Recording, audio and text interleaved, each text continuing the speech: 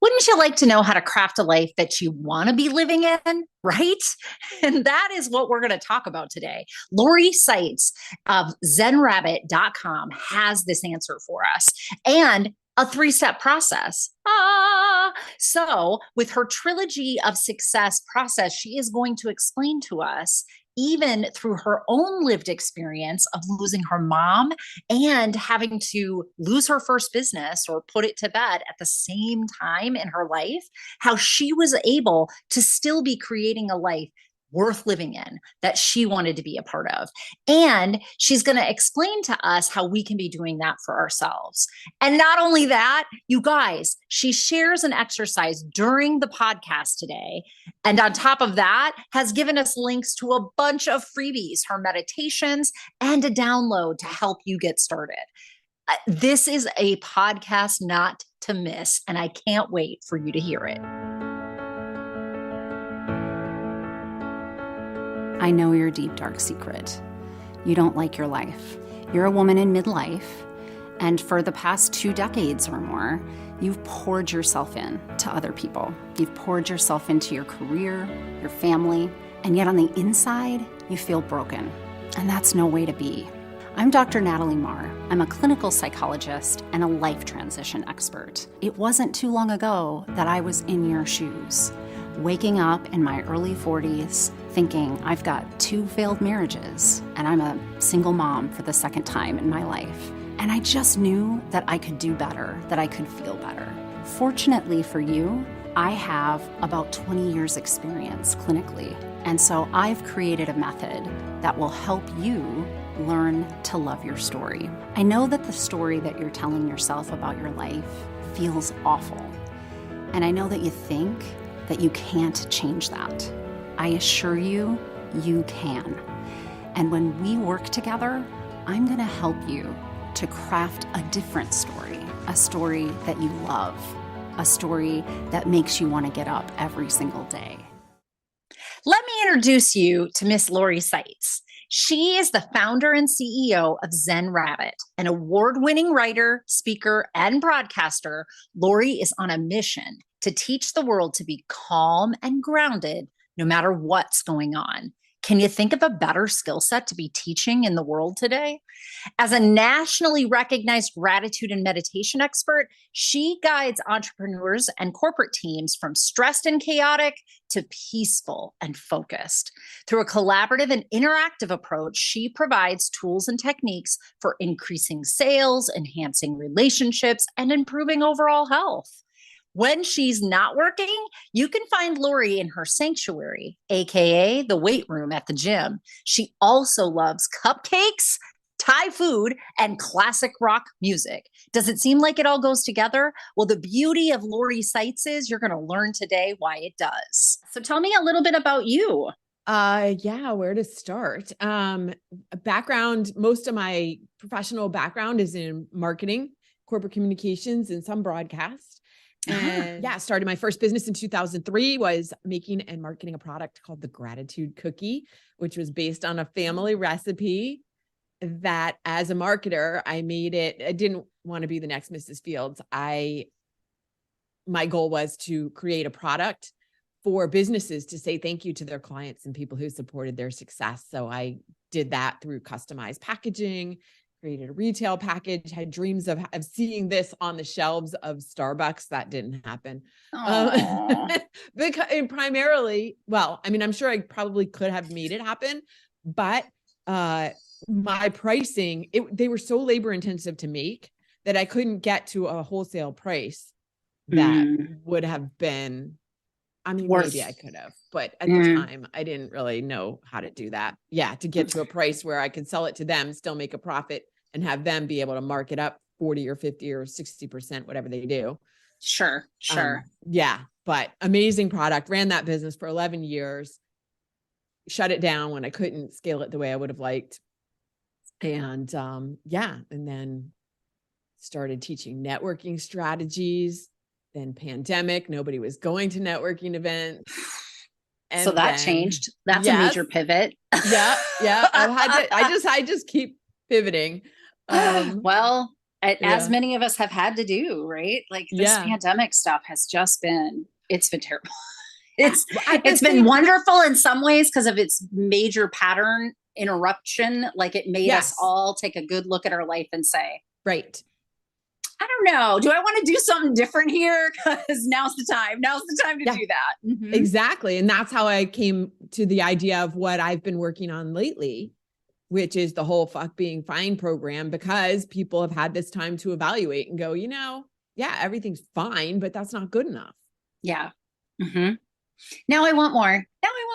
Yeah. Well, so my first question always tell us your story. Just start there. Like, who's Lori? Give us an idea. My whole spiel is learn to love your story. And so I am helping empower women in midlife in particular, but women to really just take the whole of themselves and love it all up.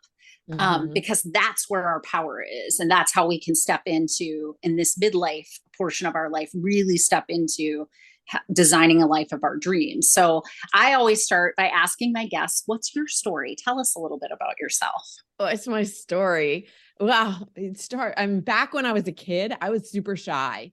Like there's the story on my website of the time, like all of my report cards said, Lori is very, very bright, but she needs to learn how to speak up in class. Because I was never confident enough to believe that I had the right answer, even though I did, but I didn't want to embarrass myself by maybe I didn't have the right answer. Yeah. Yeah. Oh, that's interesting. So you started out shy because you're not doing anything shy right now. Doesn't seem. No. And that people don't they can't believe that that's who I was, but that's who I was for most of my childhood. And I remember the minute my parents drove away from dropping me off at college, and I started college as a broadcast major, and I went straight to the TV station and was like, hey, what's going on here? So this is divergent from when you were little. Well, and at the same time though, actually a lot of broadcasters and professional speakers are very introverted. And I'm not a big fan of the terms introvert and extrovert because there's so much baggage attached to them and misconception around what they really mean. But people like Howard Stern, you listen to him on the radio and you think he's not introverted at all, but he is very averse to hanging out with people outside of the studio. Yep.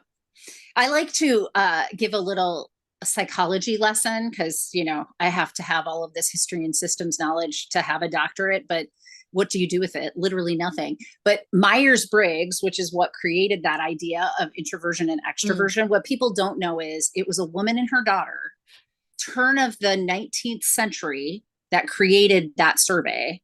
And it didn't have a lot of psychometrics that supported it. It just didn't.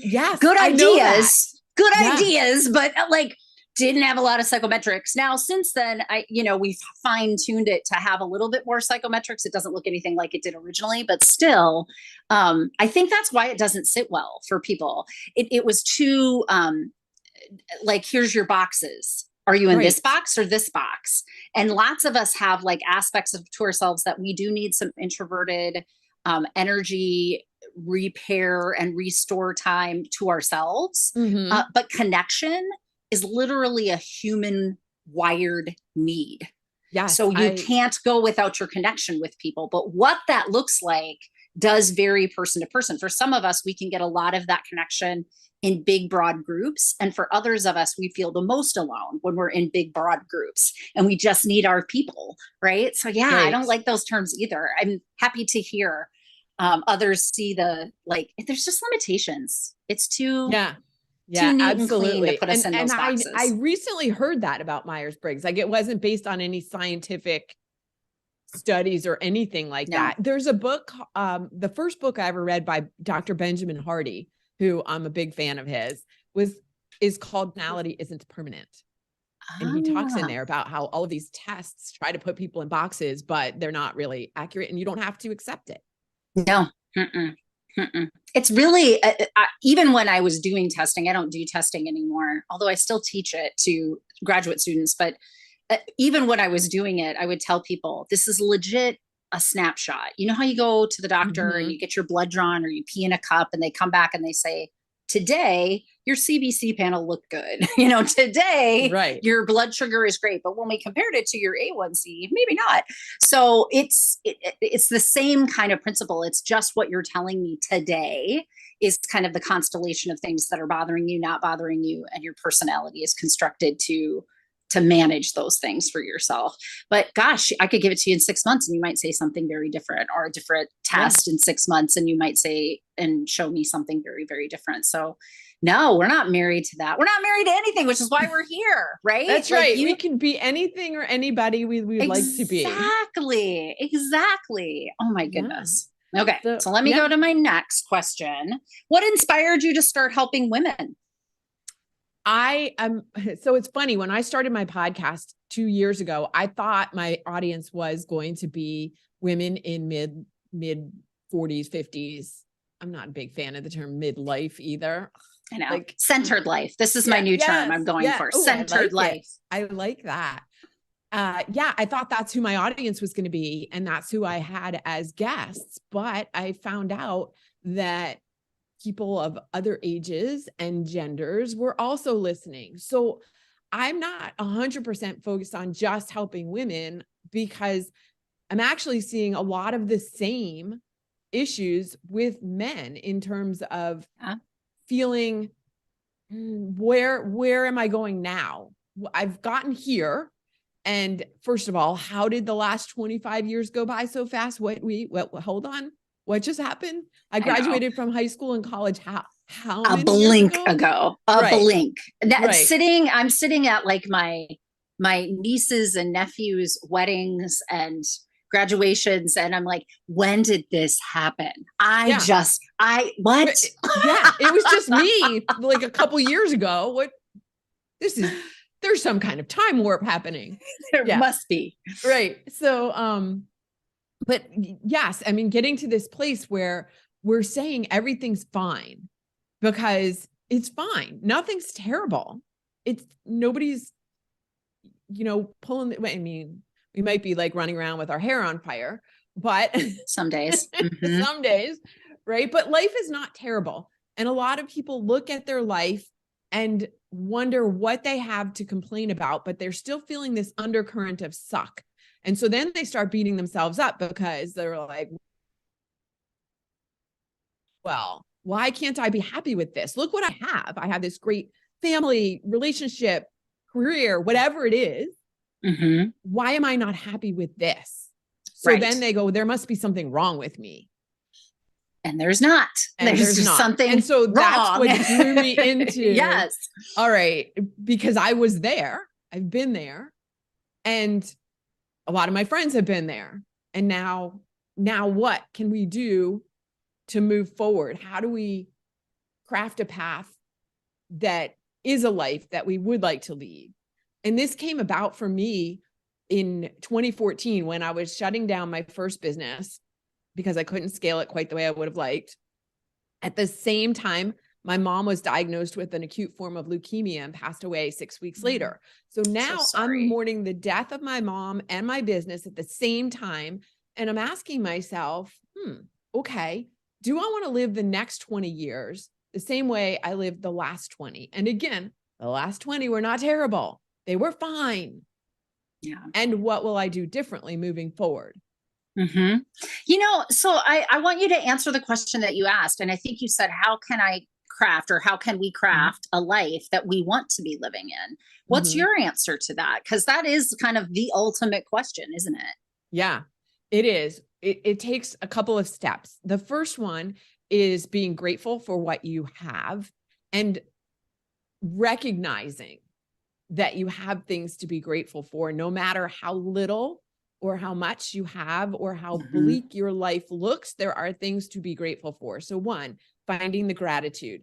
2, getting in touch with your inner voice, whatever you want to call inner voice, higher power, intuition, whatever that is, because that is where the answers are.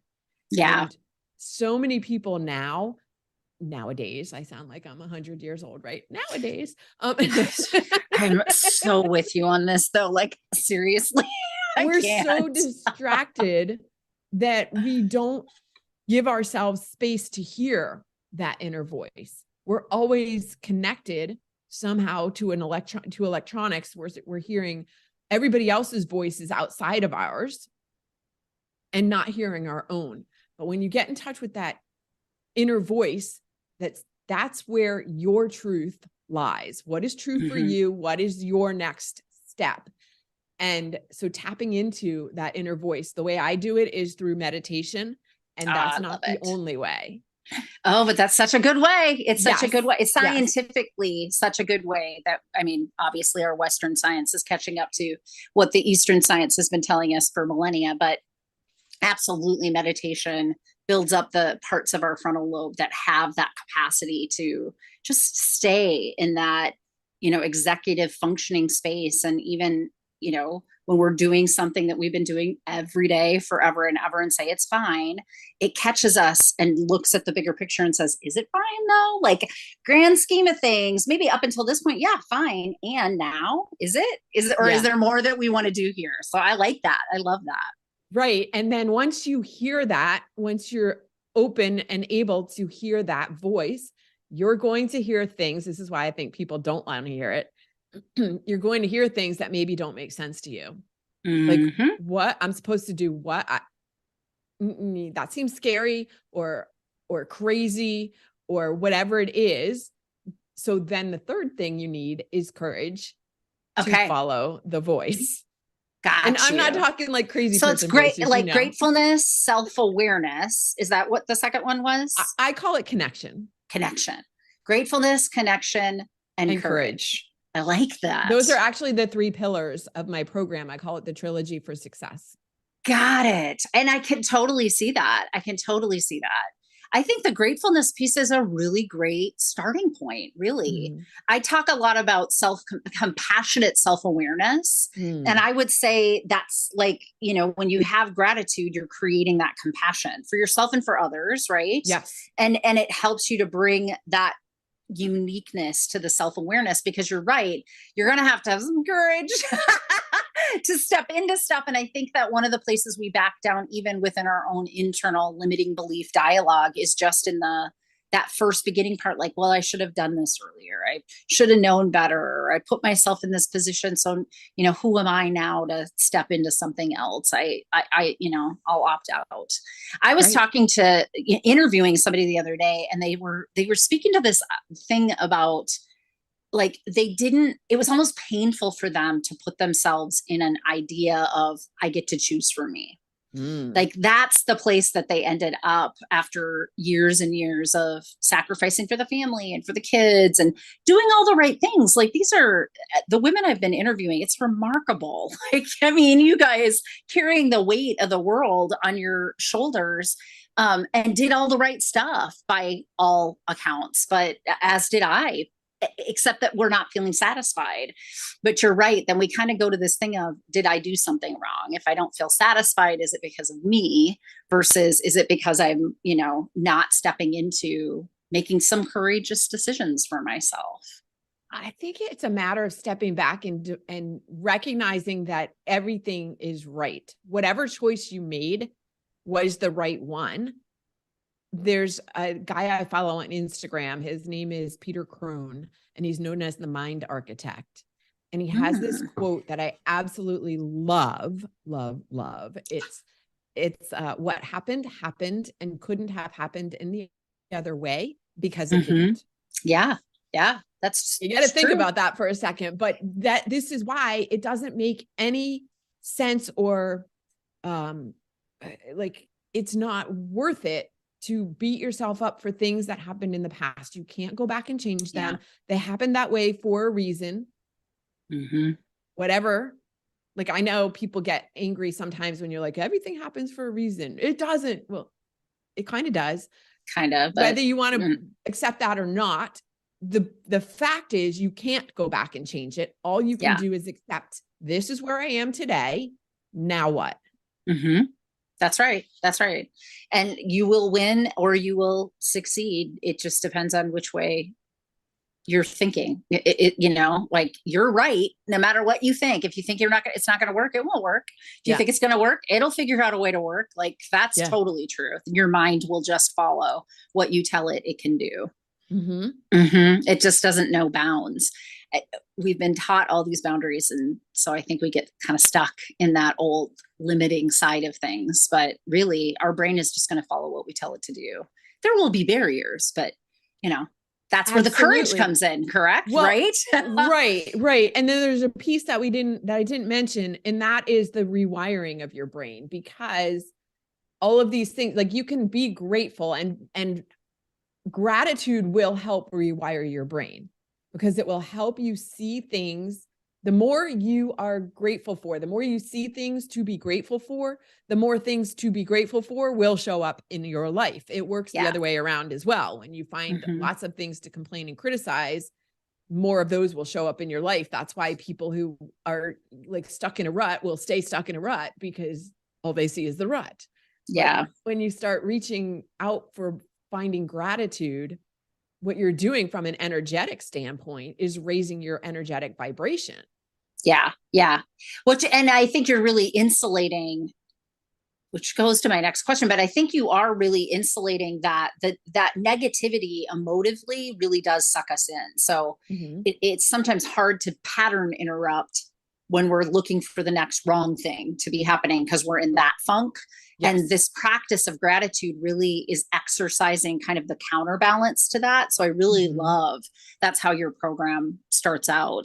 But my question is, what are some common challenges that you see women that you're working with, or men that you're working with, face? A couple of things. We touched on this a minute ago, is the beliefs. It's the limiting beliefs. Those can't be changed by just thinking I can change them. That you're trying to change things at a conscious level, but those beliefs are deep rooted in the other than conscious mind. And they were programmed there since birth. So it's a matter of actually rewiring, creating new neural pathways in your brain to believe different things that serve you better. And so that's like the main thing that holds people back, is trying to overcome those beliefs with methods that don't work. Right. I'm not a fan of affirmations for this reason, because you can walk around repeating, I'm rich, or I'm wealthy, or I'm lovable, or whatever all day long, but your conscious mind is going, but no, you're not. But no, you're not. Yeah. Yeah. And like aligning those comes through that emotive piece, which gratitude is, right? Yeah. Gratitude, a mindset shift alone.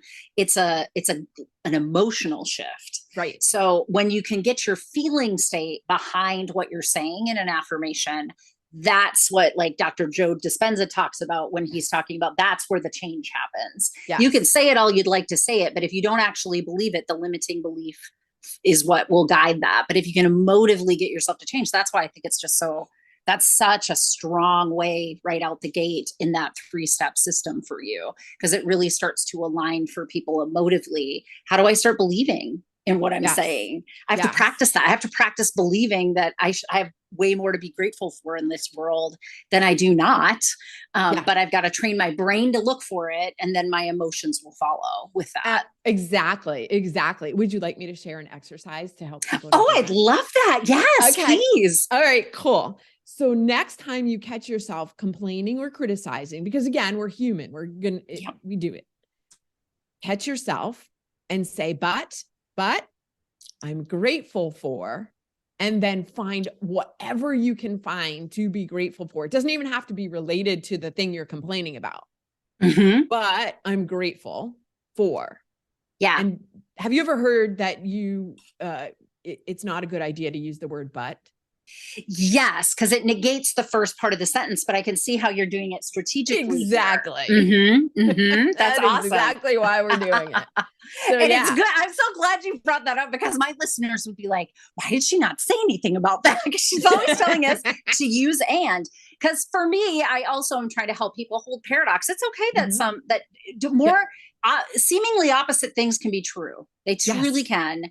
And the more tolerance we have for that, not feeling even, like just say, and like, this is true. And what do I have to be grateful for? Like, let's focus on that. But I like how you're using it as a strategy because it really negates then the first half of whatever you're thinking. Right. That's and great. It puts the focus on the second part. Mm-hmm. This is something that anybody who's listening, the more you do this, the more naturally grateful you become, and you will just start seeing things, more and more things to be grateful for. Yes. Even in situations where in the past you would have gone into a rage or you would have been frustrated, whatever it is, you will more naturally go to gratitude. Mm-hmm. Oh, that was beautiful. Thank you. And thank you for sharing. I really appreciate that. Mm-hmm. So what advice do you give women in midlife who feel like they're stuck and they're not sure what they want to do when they're trying to build this life that they love? I love this question because so many of us are waiting for our purpose to show up like it's an Amazon package at our doorstep. So true, though. So true. I haven't found my purpose yet. Yeah. I'm like, oh, okay. Well, that's interesting. Right. My advice is start doing something. What is even moderately interesting to you? Start saying yes to more things. And that sounds crazy. Like people are gonna be like, say yes to more things. I'm already so busy. But that's not what I mean. I mean, say yes to opportunities or things that show up for you that your normal response might be, no, I'm not interested, or no, that's not for me. Be open to new experiences. That's really what I'm saying. Okay. And take the opportunity when it shows up. For example, I met somebody through LinkedIn, actually reached out to her because she had badass in her title. In her description of who she was. And we had a Zoom call. It was fantastic. At the end of the call, she ended up telling me she was going to introduce me to a friend of hers who lives locally to me. So then that woman and I got on a call and we were talking. And at the end of it, she said, hey, I'm part of this indoor rock climbing group. Would you like to join us? We're going next week. We go once a month. And I've never been indoor rock climbing before. And I said, yes. Well, guess what? I freaking love indoor rock climbing now. That's so cool. Oh, I love it. Yeah. And so when you're looking for, I get that rock climbing is not my purpose. However, it led me to something that I would have never been introduced to before. And it brings me great joy because when you're on the wall, for one thing, meditation is one thing, but being on the wall, wondering how to reach the next you are not thinking about anything else. There are no other thoughts in your head. And there's not a lot that can get you to that place. No, so I'm certain a very mindfulness practice in that way, because it would not be safe to be anything but mindful while rock climbing. Yeah. I mean, you're in your gear. I get it, but still right. Yeah. Mm-hmm. Yeah. So it's a matter of saying yes to these new experiences and opportunities and just crawling your way through because you don't know where it's going to lead. Right. A new job opportunity or somebody says something about a new career path or I don't know, just take it. Take a class, watch a video, read a book, whatever it is that you are being shown. And see, this comes back to getting in touch with your inner voice because little pieces of things will start showing up. Mm-hmm. Things you think are a coincidence or a synchronicity, they start showing up. And if you say yes to those things, it will lead you down a path that you would have never found by just sitting on the couch thinking, what am I going to do next? Right. Right.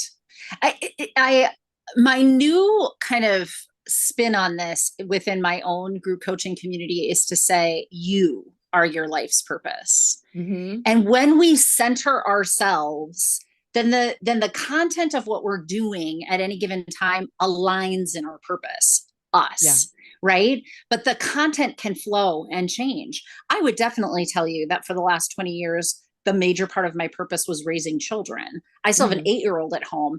It's shifting now because one of those children is now moved out and, starting his adult life. But I don't think that my life's purpose is to be a mom. right? Mm-hmm. But I Mm-hmm. think I'm my life's purpose. And within the context of my life purpose, that was a big part of it for a long time. Being a psychologist, part of that for a long time.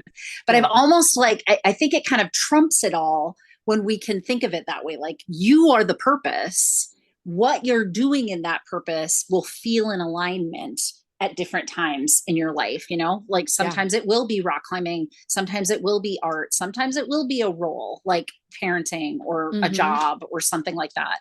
But that ebbs and flows with the seasons of our life. What doesn't ebb and flow is that we are at the center of all of that. Right. Who you are at your core doesn't change. How you express it changes. Yeah. And I think that's where people get confused as to what is my life purpose. Like, I don't know that your life has one specific purpose of, like you said, being a parent, being a psychologist, being a sailor, whatever it is. Those are things that you do and that make up who you are. Right. But when coming back to what is your purpose? To me, the purpose of life for everyone is to experience it. Life is an experiment. Life is an experiment. So there are no right and wrong, success and failure in the way that we traditionally define those things. Right. Everything is an experience. And if it doesn't turn out the way you expected it to, it's an experiment. Yeah. Yeah.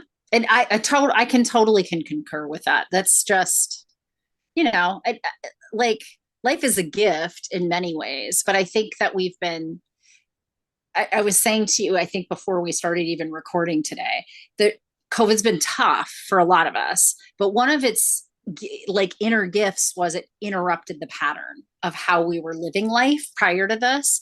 And life, if it was feeling like a drag, was feeling like a chore, was feeling more like a responsibility that you could barely make yourself get out of bed for in the morning. It really gave us this gift of, is that where you want to continue to be? Because if you don't want to continue to be there, there's going to have to be a lot of shifting, but now is the time to take that opportunity. And for some of us, we've done that like gangbusters. And for others, there's been a lot of the limiting beliefs that held us back into old patterns. And so hopefully, people like yourself and I are giving women and men, opportunities to get coached in how to do this differently, how to step into our own courage and out of our trapped lives that way. Because life is, you're right, it's like just an ongoing experiment. It's a gift. It's something fun. You get to play with it. If you made a choice and you were totally 100% sure that was the choice to make, and then 5 years in, you're like, this doesn't feel great anymore. Great. That's fine. Then it had a 5-year shelf life. Let's keep going. Yeah. It might have a 5-minute shelf life. Exactly. It really doesn't matter. You can change your mind.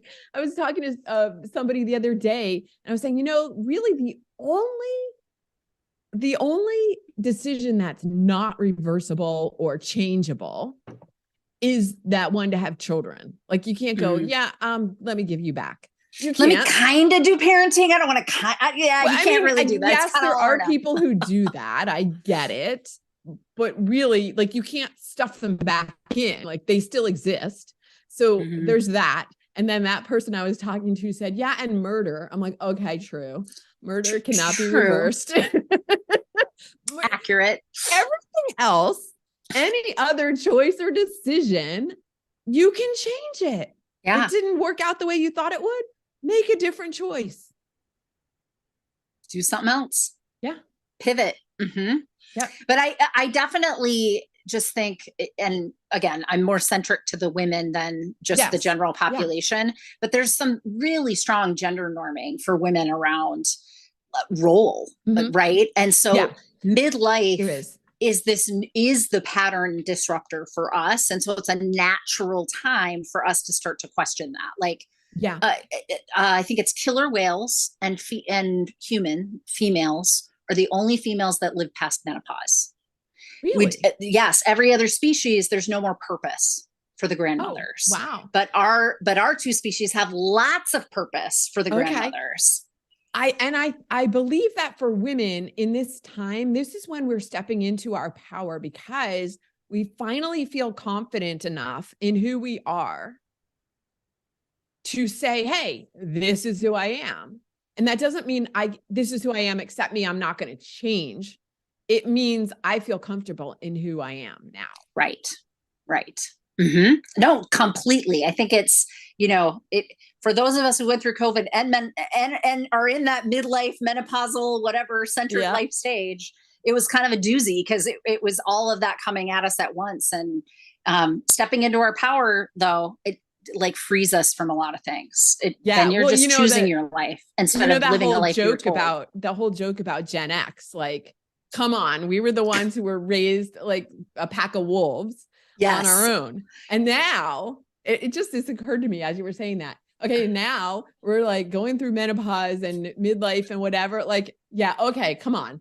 Come on. I know. We are going to be like, we're the toughest of all the generations. I have a friend that is just early 30s, but had something happen where had to have her, had to have a hysterectomy. And I think she has like maybe one ovary, but not both. And so she was put into menopause early. So she's having symptoms like I'm having symptoms, but I'm 47. And I talk about them constantly. Like I'm like, why does it why do I need to have a fan this close to my face to put my makeup on in the morning where it will slide off my face? And she's like, yeah, I didn't know that you could just talk about those things. Like, that is not something our generation just does. Like, I'm in a public bathroom just whining about something with her. And I'm like, listen, Gen Xers couldn't care less what you think of what we have to say. Not to mention, nobody ever listened to us anyway. So we just were talking about all the things anyway. Like, parents didn't care. Nobody was caring. But that's funny because I feel like the younger generations are far more open to talking about a lot more than we are. Yeah. I mean, we are getting there now, but we never have before. Like, the conversations that my friends have had with their kids about everything. Yeah. I'm like, there are a lot of things, thankfully, that they keep evolving too. Yeah. I love it. They are. I love it. I love it too. But I think that they're just, they're not enough of us talking about the changes of life for females. And it's constant. It is constant in our adult life, that those hormonal changes. We need to just make it normal to be talking about all those things. I think our generation is definitely doing that because you did not hear about it before. And now this is part of us stepping into who we are and owning it and being like, hey, let me tell you about this. Let me tell you about this. This is a raw deal. Who decided? This does not seem okay to me. So tell me about how your services specifically help women embrace their unique strengths and use them to achieve their goals and create a fulfilling life. It goes for women and men. All of them. But yes, I do work with a lot of women because women are more likely to raise their hand and say, I need help. That's interesting. I see that. So, and in terms of helping them, it comes back to those 3 pillars of gratitude and mostly getting in. How do you connect with yourself, with your own inner voice, and hear what it's telling you and then follow what it's telling you?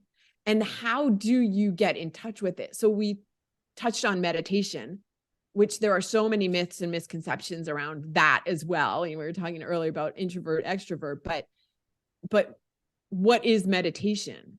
And so I spend a lot of time talking about or dispelling the myth that meditation is this one thing, sitting on a mat, cross-legged in total silence with no thoughts running through your head for hours at a time. That may be one form of meditation. And that's what people think of when they think, and they say, I'm not good at meditation. And so one of the big pieces is helping my clients realize what can serve as meditation for them, even if it doesn't look like that. Yeah. Yeah. Oh, I appreciate that you help women or help your clients to see it that way, because there is it seems like such an ethereal, huge thing, this idea of meditation, but there's such strong definitions that it must be the Buddhist monk level, right? Right. And honestly, 2 minutes of focusing on your breath does wonders for your brain. In fact, the law of diminishing returns says that after about 15 to 20 minutes of true meditation, like getting your brain to be focused on one thing, there's not such exponential benefits after that. So it's not even a huge time commitment. I tell my clients, like, I'm talking about, could I get you to 15 to 20 minutes a day? If you could do that twice a day, awesome. But honestly, if you do 15 to 20 minutes a day, you're right in that you're getting the 80% of the effectiveness of it. And that's amazing. That's amazing. Yeah. Dr. Andrew Huberman has research that shows that 3 minutes a day, as little as 3 minutes a day, has significant benefit. 3 minutes. And so, whether it's 3 minutes or 15 or 20 minutes, that investment of time makes you so much more focused, creative, resilient, productive, that essentially what you're doing is buying back time, because something that might have taken you an hour could potentially take you 20 or 30 minutes. So now you just bought yourself a half an hour. Right. There's nothing else that does that. It's not time management. Time management is not what makes you more productive. It's this, what we're talking about, managing your inner thoughts and emotions and all of that. That is the true productivity maximizer. It completely. And ironically, we've been marketed to have ADHD. Why does everybody have attention problems? Because that's literally, we're being barraged with things all the time. Right. We're being barraged all the time, and our brain adapted to that. And now it's like popcorn. Our brain has not adapted to it. Well, it's not adapting well, but it's trying, because that's what it does. It's just try. Okay, give me that stimulus, then that's what I'll try to do. And so we're trying to counterbalance that with the meditation, which actually then gives you way more control over this thing, which then makes everything better for you. Yeah. In fact, that refocusing, the part that people think makes them not good at meditation because they can't focus, because the thoughts are carrying them away. Every time you have a thought and you see, oh, I'm getting carried away by a thought, and you refocus back to your breathing or the meditation teacher's voice, that actually makes you more focused outside of meditation. Yes. That is a key piece of meditation. And people think that that's what makes them not good at it. That's what maximizes the benefit of meditation. Exactly. It's like weight training. That's the strength. That's the rep, right? So my mind wanders, but I pull it back in is the rep. And so if you're going to strength train your brain, the more your brain wanders, you're just doing more reps than anybody else, right? Until you get it, to dial in and be able to just hold that space. But even the best of meditation people are still doing that. The brain has a default mode network that's supposed to be scanning your environment at all time. It's a survival strategy. So of course it's going to do that. You're just trying to build the reps around pulling it back in. Yeah. Absolutely. Oh, this has been a great conversation. Thank you so much for joining us today. Let my listeners know how they're going to be able to find you. It's my pleasure to be here, and they can find me at my website, which is zenrabbit.com. That's the name of my company, Zen, Z-E-N, rabbit like a bunny, zenrabbit.com. And of course, I'll have all those connections in the notes as well, so people can easily click on that and find you.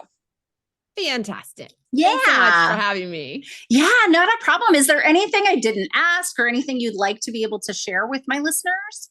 The one thing I will mention is when you come to the website, you can download a PDF of the 5 easy ways to start living a sabbatical life.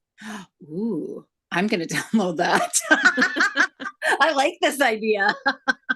Yes. Awesome. And you can also find some 10-minute meditations there as well. So good. What we're talking about, the meditation. Just what we were talking about. Simple, easy 10-minute meditations. I love it. I'm always looking for more resources to send people. Cause everybody's got a different way they do their stuff. And some of my stuff just doesn't resonate for all of my listeners. So thank you. Thank you very much, Lori. Thanks for having me. Wasn't that amazing? I told you she's amazing. She gave us so many tools today. So I hope, and I promise you, you will not be disappointed by taking this information to our website, zenrabbit.com, downloading the things that she's given you is a great example of where you can get started.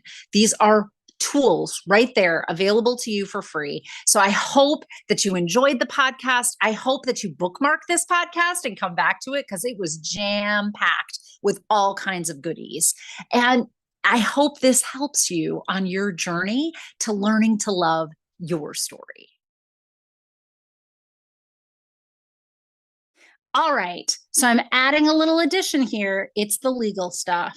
Just so you're aware, nothing in any of these podcasts constitutes actual psychotherapy. Yes, I am a licensed clinical psychologist in the state of Minnesota, but everything here is just educational in nature and is a suggestion of things that you could be doing in your own life to learn how to love the life that you're in instead of waiting for a life that you're dreaming of to come towards you. So just remember, this is not therapy. And if ever you need any resources for mental health, look in my notes and I'll always have a little blurb at the bottom where you can click on a link and get those services for yourself.